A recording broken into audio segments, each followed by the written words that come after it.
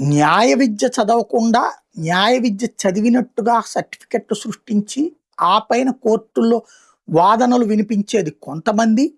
మరికొంతమంది వచ్చేటప్పటికి ఆర్టీఏ యాక్టివిస్టుల కిందన ఏదైతే సమాచార హక్కు చట్టానికి ఆర్టీఐ యాక్ట్ కిందన మేము ఉద్యమకారులం అని ప్రకటిస్తూ బ్లాక్మెయిల్ చేస్తున్న వాళ్ళని బొద్దింకల్లాగా వ్యవహరిస్తున్నారు మీరు, సమాజానికి చీడ పురుగులు మీరు అని వ్యాఖ్యానించారు. ఆయన వ్యాఖ్యానించి తప్పుడు పనులు చేసేవాళ్ళు.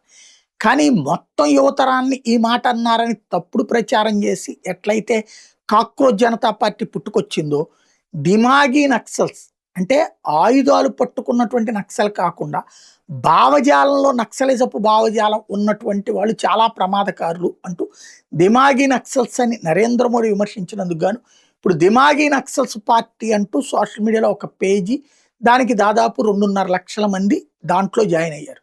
ఏమవుతుంది దాంతో? వీళ్ళందరూ యాంటీ మోడీ, యాంటీ జాతీయవాదం, యాంటీ హిందుత్వ, యాంటీ ఇండియా. అలాంటి వాళ్ళు ఇంకో 100 పేజీలు తయారు చేసుకోండి. రేపు పొద్దున్న నరేంద్ర మోడీ మీరందరూ వెదవలరా అంటే వెదవల పార్టీ అని పెట్టుకోవచ్చు. ఆమెకు కూడా అంటారేమో రేపు పొద్దున్న చూడాలిక.